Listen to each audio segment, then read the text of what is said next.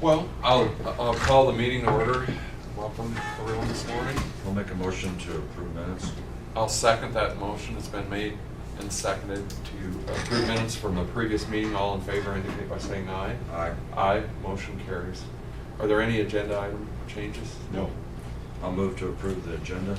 I'll second that motion. It's been moved and seconded to approve the agenda. All in favor indicate by saying aye. Aye. Aye. Motion carries. Are you expecting anyone else, Scott, or No. go ahead and take care of your business? You want to do mine now? Yeah, sure. Come up here. I just want to take it to you guys that Julie has resigned as she took a position in Mount Air as a director. And just need your approval on the letter of resignation, and then probably to have her, not probably do, but have her add in for another full-time. Feel like there will be a good pool? I've already had some interest expressed, and we haven't even done anything official yet, so. We got a part-timer out of Carroll that's really interested, that's been helping us part-time every once in a while. He's expressed interest. I want to advertise through WIT and Iowa Central, because they both have the program. That, there will be a requirement to live locally. Yep. Here there is. You have to appear in a certain length of time. Yep. And we have the housing here. If they don't, they just stay at the station. So here's not a big. And then an update on our class. We have 14 signed up for our December EMT class now. And we have 2 out of Lakeview and 1 now in High Girl. So that's some good news. Yeah, Dave Walton. Dave Walton's in it, Chris Skadden's in it, and then, well, I didn't bring my list, but there's like 4 from Motorboat signed up, a couple from Lytton, probably 2 or 3 more from Lakeview, Wall Lake area. And we're still working out, because what we're doing, and this is what's getting the people, is like we did in years past, front of the money, where we're getting the stipulations of they have to serve for 3 years on a service, but it'll be beneficial countywide. Hopefully this applies. I think we got 3 from Lytton. I mean, they're all over the county. That are interested. So that's good. Yeah, because it's been It's been a battle. Yeah. But, so we kind of put it out there that, and like we did in the past, we front the money, but there's stipulations, you have to pass a class, and I gotta have Ben help me with the contract prior to the deal.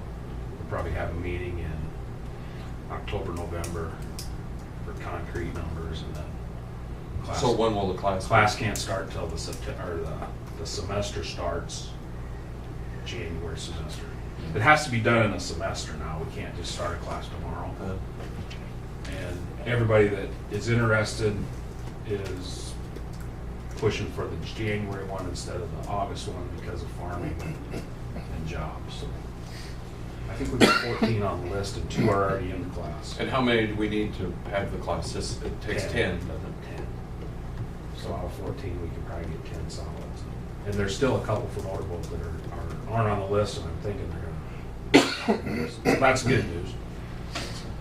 How long was she on? You know, I should have looked that up. I'm thinking she's going on 8 years. I think it was 2004. She replaced, She replaced Ed. Ben. I think she started January of 04. I should have looked that up, but nothing adversarial. She just got and her family's over there, her daughter's over there, so power to her. Yeah. I guess I would like to have it in the minutes that we commended her for her 8 years. thank you for her years of service and best wishes in her. And she does some stuff computer-wise for us, and she said she'll still continue to help do it because it's all online, and we'll work something out of that until we get that done. So do you have somebody that will be able to take that capacity? Oh, yeah. We got people out there now, but she's very good at her part of it. She does their grant stuff. So until we get somebody up and running, we might utilize her a little bit for that stuff. That's all all I got. So is that the end of the meeting? Curtis, What was Julie's last name? Scadden, S-C-A-D-D-E-N. What does the class, when you take the class, when you get done with the class, what are you then qualified to do? You'd be a certified emergency medical responder. They changed the certifications. It used to be an EMT, now it's an EMR. And that's our volunteer people, Shaler Road, Hope Lakeview, and all our fire departments are that. Okay. how long does that 6, class take? well, it's 120 to 40 hours, so however they set up the dates. And the students set if they want it 3 nights a week or 2 nights a week. So it could take from probably 12 weeks. 12 to 15. 120 hours Classroom. in classroom. Yeah. And then there's some clinical hours, about 24. So 170 hours total. So where do you get the clinical? Well, we got contracts with BV all over, any hospital. BV, Loring actually, Fort Dodge, Trinity. We have contracts with all. I shouldn't say we do. I have centralized contracts with all kinds of places they can do clinical. And this is offered through Iowa Central? Yeah, we have to go through Iowa Central since we're in their district. Witt's, actually Witt's putting the one on Mighty Grove, which our 2 Lakeview people are in right now, so. The line is Sackida. But Lakeview's, we're good shape down How quickly do we need to fill this, or how are you covering in the meantime? there. I'm pretty well covered for a couple months. I got part-timers lined up to fill their slot until we get full-time. I'll part on that for 2-3 weeks. So hopefully get somebody hired by the first of the year. We're good. I mean, we got, like I said, we got part-timers. One of them really wants the job full-time, so we'll see how that works out. He's pretty good too. I mean, he's out of Carroll right now. I see Calhoun County Ambulance Service got hooked up with, They took Lake over City. Lake City. They did. yeah. That needed to happen. Yeah, I saw Gary's that. running that now. So that, not having that connection is gonna Screwing. really be difficult. It's screwing everybody, hospital and service. But yeah, they're July 1st, I think they. I don't know if officially it was announced, but I think Yeah, I July don't- 1st it was kind of in effect. I think I just read it in the last couple of weeks. When they started that county service, they contacted us a couple of times, and we really told them they needed to get that connection because they just weren't gonna have the volume to make it work. Yeah. No, they got, I think July 1st was their unofficial takeover. I don't know. Good for them. Official is. Any other questions? Thanks, Scott. Yep. Keep us up to speed on Yep. while you work through the hiring process. Yeah, I got to post it here, but I'm gonna, like I said, I want to hit the 2 colleges that have the programs. Hopefully handpick some of their graduates too. Good. Sounds good. Okay. Thank you. Yep. Goodbye. I just need a signature. Oh, This disallowance of a disabled veterans homestead tax credit. It's a new deal they had this year, and they had to be 100% disabled to get, it wipes out the taxes for the entire parcel. Doesn't matter how big the parcel is, as long as it's their homestead. This gal, she's 100% unemployable, but not 100% disabled. So we had to disallow it. And then next year, the legislatures will come back in and then they'll say unemployable counts too. So we're gonna do it, and then if they make it retroactive, she'll get it. And this guy was only 90%, but that's Renell. You guys can't sign for him, can you? no, you should probably. Okay. He just passed away this weekend too, so. But he wasn't 100%, he was only 90%. And now his wife will probably be able to get entitled to it, so. We had some, while you're here, Bob, we had some discussion about the lake area, and then some discussion with our legislator about what kind of tax reduction drainage crap areas might get. What? They're a filtering area for drainage districts. There's a few of these that have been constructed. I know there's one in Pocahontas County. Do you know if there's any in fact? Not that I'm aware of. Well, they built one south of the lake. Oh, yeah, In the yeah. lake watershed on Linda Rich's farm. And Used to be Louis Bethune. Correct.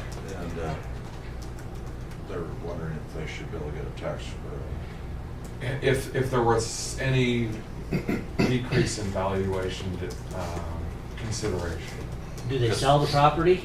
No, but like for 20 years, it's a, yeah, Do they get paid for it? after, yeah, they get paid. You know, Is there a? remember they said that, I don't know, the first 10 or 20 years, they don't have to pay property tax, and then after that, they do. Who Well, said they don't have to pay there's, property tax? well, there's all kinds of, my understanding was that they got a 50% reduction. And then our representative indicated that they ought to get 100% reduction, and which then raised my attention. Yeah, they always tell you what you want to hear. Well, no, they didn't in this case. Well, it's so minimal that it doesn't really make any difference, but, and I haven't run across it, but if you get CRP, if you're in CRP, you get a payment, you don't get a reduction. If you're in WRP, which is a permanent easement that will never be cropped again, then you will get the new non-crop deduction. So what consideration is that? We're not quite sure yet because we're in the process of doing that right now. We used to get 50%, but the legislature, in their infinite wisdom, have changed the what do I want to say, the formula. So we're not able to give a 50% reduction anymore. What they do is we're going to CSR2 for 2015, got the new CSR2s. And then they take our county average of tillable ground, take that in half, so we're gonna go from 70 CSR to 84 CSR2. Divide that in half, so your baseline is 42. If you have undeveloped ground, in other words, in permanent pasture, trees, WRP, above the 42 CSR, you will get a reduction of about 70% of everything above the 42. It's confusing, but where we used to give 50% off everything, so if you had a 40 CSR, it cut it in half to a 20. So you're paying half the taxes. Well, if you're 40 CSR and your baseline is 42, you don't get anything. So you're actually going to find soils or ground that we had in undeveloped that will be going up in value, and you'll have some. That's the opposite of And CSR2s, we just had one up here of Frank Moore. You know where Frank Moore's is, up on the county line, Calhoun's at. His is actually going down 35%. And it's perfectly tillable ground, but the new CSR2 is recognizing that under this 40-inch base of loam, there's sand and gravel under there. CSR never recognized that, CSR2 does. You're kidding. So here's some ground that's going down 35%, you're gonna have some undeveloped ground that will actually be going up. So if I'm following you correctly, that these WRP things or similar situations, I think this CREP deal would be comparable to the WRP. If it's permanent, That they could actually have an increase probably, depending upon the CSR. if they never had that before, it will probably show some type of decrease. Probably, I can't say for sure because you don't know what the soils are doing with going to the new CSR2. But if they never had any kind of reduction, they will probably get something. But I can't tell you what it is because it's all based on the soils and the formula. So nothing's cut in stone anymore. They were indicating it ought to be 100% no tax. They being the representatives. Yeah, the state. Yeah. And the They being the state are the ones that did this formula. and that's you know, these are certainly gonna be an asset, but every time that, whether it's DOT or DNR or any other kind of consideration that takes it off, a lot of times they're taken off forever, and so then you just start loading the ones who are still there. It depends on how they're acquired, like DNR and stuff. If they're acquired with habitat stamps, they stay on the tax roll. But it's a reduced rate, isn't it? No. Oh, it's not? Well, it will be with this new thing, you know, yeah. I thought they were not paying, I thought they already had a reduced rate for some of these stamp deals. Well, it depends on how the land sets, depends what it's used for and stuff. In most cases, you know, we're gonna get some, but a lot of times, you know, when we give a deduction before, it was in pretty bad ground. You know, so the reduction is minimal. You know, on the good ground is still, they use it for for field acres or something like that, you know, for habitat stuff, and it stays in there, like over by Kiowa. Part of Kiowa is taxable, but, you know, I guess it's just gonna be hard to tell. I don't understand what the legalities of that are, as far as these what you're talking about. If it would go into a permanent easement, they would retain residual rights, which is like a WRP does. You know, whoever sells it to the federal government, all they're doing is selling an easement. It's a permanent easement that can never be farmed again. You can't drain water off it, you know, that sort of thing. I think these are very comparable. Similar to that. Yeah. Yeah. Probably, you know, when they get it done, have to just see. I think the main thing with that is a permanent or not. Because there's two kinds of WRP. One is a 30-year, and one is a permanent. The 30-year, I think, stays in regular taxation, and WRP gets the non-crop status. But we're in the process right now of totally revamping the ag valuation system. I mean, it's all gonna be the same, but you got CSR2s that are coming in, we got CSRs that jump from 80 to 100, and 100's max. We never had that before. And we got some, like I said, that were at 80 and they went to 55. But most of them went up quite a bit. You still get the same value. It reconfigures. So what was the basis of the change then? I mean, what was the drive for the change? What's the Because improvement? not everyone give an adjustment for permanent pasture, tree ground that's not in forest reserve. And you have all the farming bodies, you have the cattlemen, you have the corn producers and the soybean producers, and everybody was involved in this process. Well, obviously the cattle people want a reduction for pasture, and the corn and soybean people don't. Because if you reduce the non-crop, It's gotta then come the crop's somewhere gonna else. go up. So everybody was kind of fighting over it, and that's how it all came about. Where I thought we had the simplest. Oh, yeah. If it was non-crop, you get 50%. Yeah. But that's too easy. They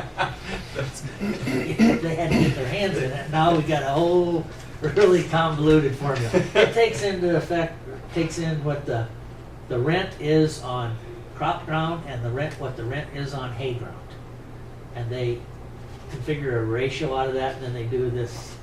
But that's all sorted out for you, or Yes. do you? Oh, okay. Yeah, we've already got that in place. The formula's in place, the CSRs are in place. Now we're just kind of comparing to see what we've got as non-crop is actually non-crop, and what we got as crop is actually crop, because that's a whole nother deal. But we have to go off the FSA layer, and the FSA won't give us any current layers. The most current layer they give us is 2008. And the reason is because it's something to do with Homeland Security. Now, who in the hell cares what if it's farmed or not for Homeland Security? But they're pretty tight with their stuff. So we had Snyder do, that's the deal that we worked out with Ryan from Snyder, you know. He said I screwed him over on their value thing, but that's the layer that they were doing. They were putting that in place. Then we go back and check to make sure everything's still there. And our pictometry was 2013, so our photos are newer than the FSA layer that we're using, so. A lot of non-crop ground came out when being, or corn hit $8. Yeah. So what FSA said was non-crop, we now have as crop. But like I said, the whole thing is still gonna come back to, you're gonna have the same value. I mean, ag land's gonna, you know, the state tells you what the formula is, and you still come up with the same value. It's just how it's configured and who's gotta pay for it. Good? Yep, thank you, sir. Do you know when Renell will be in? Next week. Next Tuesday. Not till next week? Well, he's Okay. coming in, I think he's getting home later this week. So he might be in. So, Thursday or Friday, I don't know. so if I left a note down in Jim's office, okay. Thank you. Thank you. We need to pay claims. I'll make a motion to approve claims. I'll second that motion.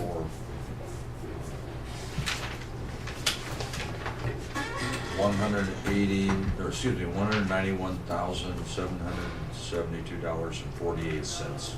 I'll second that motion. It's been moved and seconded to pay claims on the register. All in favor indicate by saying aye. Aye. Aye. Motion carries. Any other business, Jim? No. No. We will recess until the engineer arrives. Yep.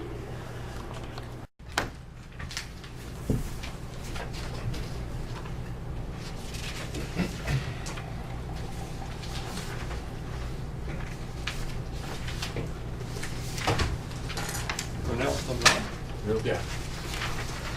Thank you. Oops, I got it.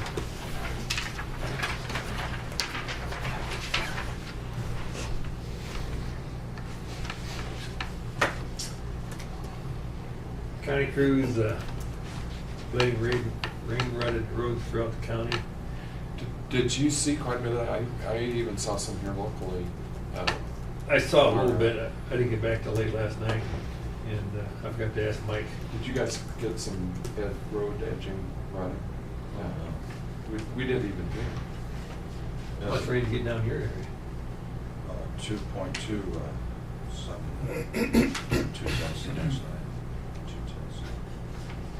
So, yeah, it came fast Sunday night. A lot of erosion on the gravel roads. Yeah. It attacked the ground, it came hard. The roads were, Monday morning, they weren't squishy. It was Firm. came hard. I guess we're just lucky we didn't get what they got down Oh, in Crawford County. Well, they've had 3 big rainstorms. I haven't talked to anybody down there, but I looked at this dormitory precept thing, it looked like it was up in that 4, 5, 6 inch rain, I don't know what they got. in a very short time. Yeah, in a fairly big area too, it looked like, so. I think got more wind down there too. Scheduling culvert replacement on Dean Avenue north of 400th Street. Stockpiling shoulder rock at Odo Shop for shouldering on M35 from 360th to 400th Street. Spraying trees in the right of way in Levy Township. Building driveways on 209th Street, west of Rolfe Avenue and on 240th Street, east of Perkins Avenue. Graveling roads as needed in the southern half of the county. Some of those spots they had that heard them calling, load of rock here, load of rock there, some of those spots, so. Projects, nothing new really on the Boyer River Bridge. They were back and did some cleanup work, but they still got work finished. Some of that dirt work is gonna have to wait till it dries up. White Topping project on D59. The latest plan is to break up the removal areas and start removals later this week. Paving is tentatively expected to start the week of September 15th. Weather, of course, the whole project has caused some delays. Originally, we were going to saw and start removals last week. But same with microsurfacing on N28. State would have been finished last week if the weather would have cooperated, but they didn't get much done on Friday and Saturday. Yeah, is there some on the north end here that still needs a second coat where they start and stop? Or there's some places I'm really concerned about. I tried to look at that spot you were talking about. It looked like it maybe was where they stopped and started on that one lane. But there's several places like that you know, just I drive it practically every day, and I'm, if it's as thin as I think it is, where some of those start and stop places are, that's just gonna peel, I think right away. I mean, the whole thing is only, you know, like 3/8 of an inch thick at the most. I know. I guess I looked at that one spot where they started and stopped, and it's a little bit different color, and looks a little bit different, but I guess I don't know. I talked to my technician who was reviewing it too. He didn't seem to think it was thin. He thought it was just the way it looked. Well, but there's an obvious bump where Yeah, the starts there's starts a and bit of a- stops are, and so that indicates to me that it's not the same. Same depth. thickness. Yeah. Yeah. And it being thin, I'm concerned that you put a blade on that, and I hope it stays. But They did have an issue with one load of oil south of it.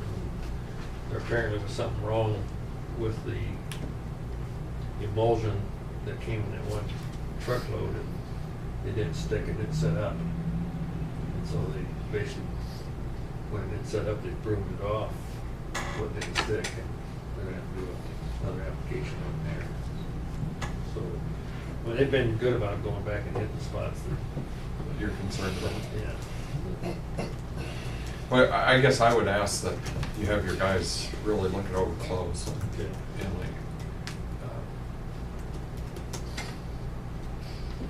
there's spots that it looks great, and then there's some spots that aren't. And Yeah, the guy that's running the machine said that they have not done a project before where they were putting just a single coat over top of where we milled it, and had those, I don't know what they're called, rough spots, divots.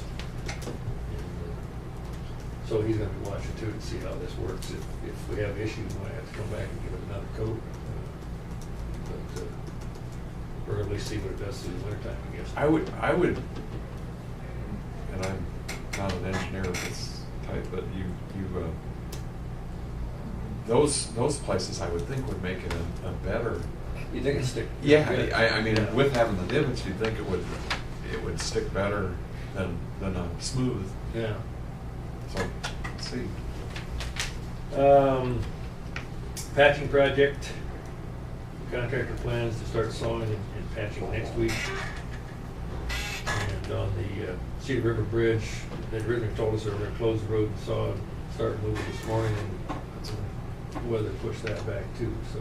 So I told Dean that there were no signs or no activity this We morning. put the detour signs up this morning, and then they called and said, oh, we're not gonna make it today.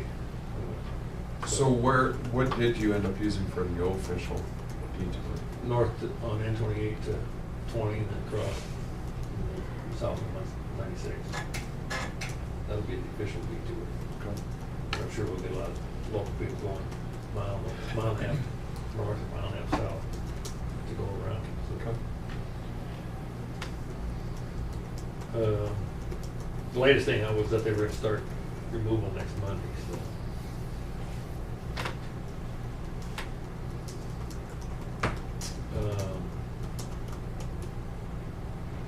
So there's something else I was to tell you that I forgot to write down there. FEMA's supposed to be back next week, and I'm gonna try to get together with Steve Richards this week and try to look at some more options for working on that one bigger pipe. Do we ever,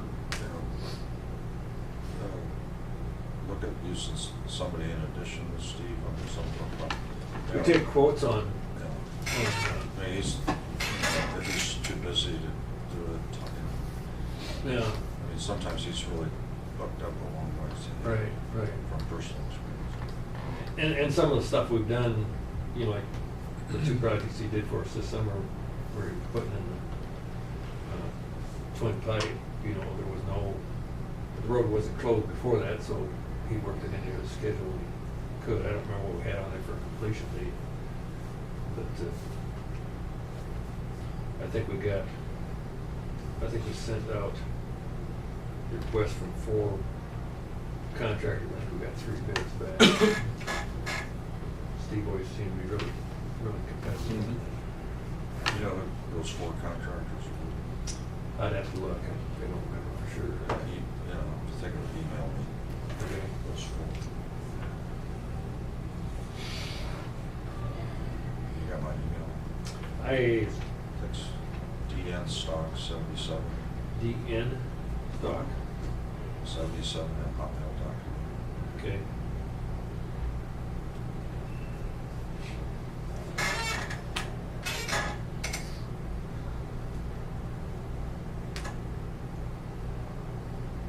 I might just scan the list to show what they bid, or what they quoted too. On, your driveway comes up to a paved county road, and, you know, the county does periodic shoulder maintenance, limestone, and edge ready or whatever, but anything beyond that, is that up to the landowner? That's up to the landowner, yeah.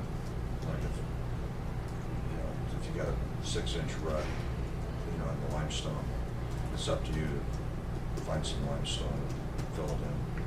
Yeah, back away from the No, shoulder. right Right. next, you know, right off, like, this particular one, you know, it's just right off the edge of the you know, the concrete, there's about a 6-inch divot, right, running parallel with the pavement. Oh, if it's within that shoulder area, then we should be, should do. There's one on M68 south of Lakeview. Doug Schmidtall, and Mike Bush are the property owners. They had a shared driveway that, it's, Schmidt going, who was that? Mike Bush. It's about 12 foot, it's about that deep. Okay. Not that wide. And we try to, and, you know, right along the edge of the pavement, Yeah. we try to keep those filled.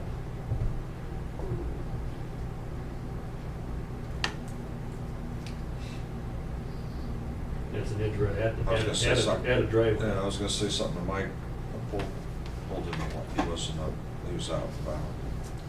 So if you say something to him. Yeah. They're usually pretty good about getting to those. Rick and I had a good conversation with salesman. We went with other people on a tour of Hancock Pipe. And, Last Thursday? Yeah. I was invited to that. The Carroll engineer was there. We met him. Oh, was he, Dave? And Bill Adams talked to Rick and I about the advantages of precast. And they do a really good job, and I think the product is excellent. And it, you know, we'd had the conversation before that there always seemed to be really competitive on the single boxes, Yeah. but then not as competitive on the doubles. And Right. Although that has narrowed quite a bit. Yeah, I think it has too. I'm kind of concerned and he kind of course, he expanded on it, but a lot of these bridge contractors, you know, their crews aren't as good as they used to be. I mean, the people that are Quality control. that I noticed, and, you know, our experience is typical. You know, they're not getting the jobs done in a timely manner because of different reasons. You know, the last 2 bridge, I guess what I'm thinking is that the next time we look at it, we got to factor in how long those projects are taking. We're, putting people on detours. That's the safety issue that I'm concerned about. The length of getting these projects done it seems like it's, as far as the penalty days, I've learned more how that's so hard to really put a lot of teeth into those penalty days. Right. I mean, they just, based on what's happened the last 12 years, I don't know if the penalty days are, I that big a consequence to it until he's having trouble with labor and crews. or material. You know, The, so- the one thing that I hadn't thought of so much that he drew to our attention, that stuck with me, was the quality control. They have the product quality control, right? I mean, that's a big deal. And it would be just so much easier not to be able to it's very difficult to maintain that quality control if you're doing it on site. You're working in mud. Yeah. Yep. You got rain, Yeah. you got rain events like this year that contaminate I know we're inspecting and, yeah, but just think about, Ronnie Long spent most of the summer out there because it went, I don't know, a month and a half longer than it's Yeah. supposed to. Yeah. What's his time worth? Yeah. I mean, he's just, that all, we gotta factor all that in. Well, and I mean, we were very direct about them needing to be competitive, Yeah. and he said they are working hard at that, and that they are improving, and they were asking that we take all those considerations in when we make some decisions, and he said part of the cost piece, they're working hard at reducing their costs, so they can be more competitive to a contractor, and so it was an enlightening thing as far as seeing their process and their quality control and those kinds of things. Yeah, We saw the pipe machine in that building where they make different sized pipe and how dry that concrete is. Dry cast, yeah. They dry cast, yeah. It's fascinating. It was neat. It was. I had never been there. Did they pour a box, or were they in the process of pouring a box? Yeah. Out- outside. Yeah. That's Yeah. all outside, yeah. Yeah. Then they steamed it, but it's been a few years since I've been Yeah. down there. And the other piece, and I have not watched the cast in place, but the quality of the product that you're getting then, and the level of concern they have about being sure that the support, the wire and or re-rod type situations are in the center of the casting. And Yeah. there's just a lot of it was enlightening. And they realize that, like in our county, a lot of these bridges that were built in the '60s for 15,000, they might have a poor deck, but they've got wood bulkheads. Some really expensive fix in present day prices compared to Yeah. it's,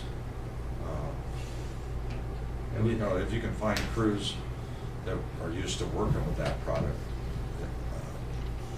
I've heard from talking to supervisors that they can put them in it pretty fast. Oh, yeah. I mean, a twin box, which I guess most of our projects would be a twin box. And I think they can put them in almost in a week. They can close the road and, the right weather and get the aggregate down and. M54 that we did 2 years ago with a single box. Yeah. And, I think it was PCI did that. Next year. There's 2 or 3 contractors that are the big Yeah. box people. Richards is trying to put a few of the smaller ones. Well, and I think it was good for us to see the quality control, but it was also an opportunity for us to say, well, you guys really have to be competitive. We have to weigh our tax dollar expenditures, Yeah. and so it was neat. I mean, it was really I had never been there before, and Next year, what do we got, on the construction project for next year? That bridge north of Graham Hoogs, the city limits of Lakeview. Yeah, Is that gonna get bid this winter? We haven't got really started very far on the design of that one, and any more of the DNR and the other permitting processes has been taking almost a year to get permits, so I'm guessing we won't get that unless it's late in the year. we've got that one bridge that we've had, pretty well designed up, it's a mile west of, 71. In Eden, that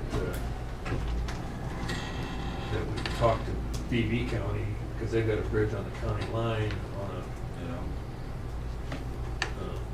on a road that's gonna need replacing, and the idea of bringing that road down along the stream bank instead of putting another bridge in on the county line.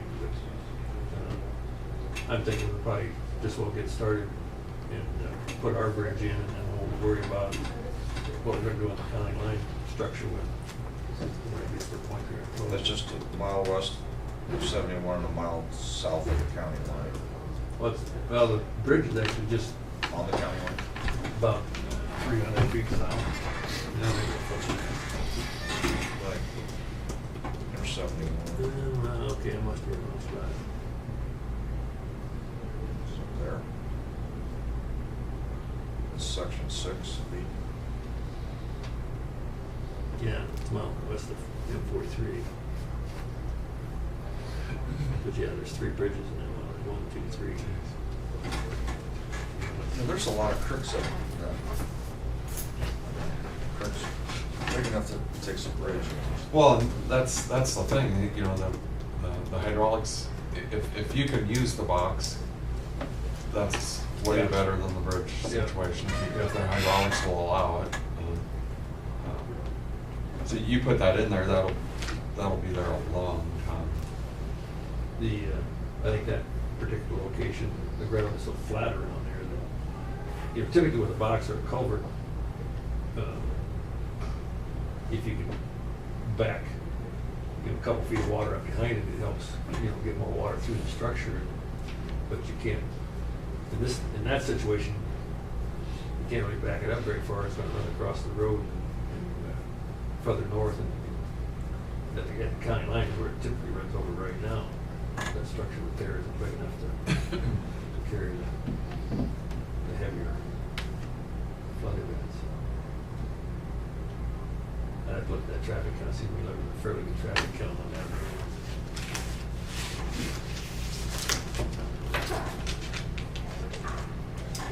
So M27, clear up the north. So you don't think of that being in Sac County, so. Yeah. I mean, those people up there, you're alone. Oh, yeah. We went up to Sioux Center, we took that road.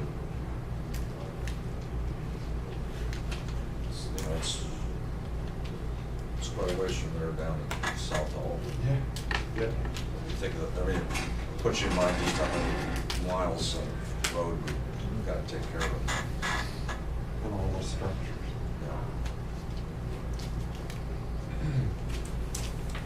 That's the We've talked on about that corner, that one. Sac, Phoebe, on that corner, we touch Cherokee County. Yep. Yep. We got Ida, Cherokee, University, and Sac. We put a bridge, I don't know how many years ago, we got FEMA money for that bridge. Yeah. The one that right there south of the Four Corners. That's probably been Yeah. 6 years ago. Is it And that they long? had Seems like 3. It's been longer now, because it took, I think it took a year to get FEMA all worked through. But yeah, FEMA's telling us on this one that we're looking out here, that we gotta go through, get the DNR approval and a bunch of other stuff too, which I was hoping if we placed it the same as what it was, we would not have to do that. They're saying we would run it past the DNR and Army Corps too, so. Okay. I was actually thinking maybe we put something different in what's there, but it sounds like maybe. Well, they have to, don't they pretty much have to allow us to put back what was there? That's more of their philosophy is to put back what was there. But I mean, they can't really veto putting back what was there. No, I think it's probably easier to put back what's there, Okay. even though if we were doing that today, I'm not sure we put a multi-plate in, just because in the last, well, that was put in, I think, in '84, so it's about 30 years old. I think in the last 30 years, the labor portion of those structures has gotten a lot more expensive. You know, it's like putting in twin pipe. You know, the material cost has gone up, yes, but the labor side of that, the multi-plate like that, when it comes in sections and you got to bolt all of it together, it takes a lot of labor. But we're gonna look at some of the options with Steve, see what we come up with. Okay, thank you, Ron.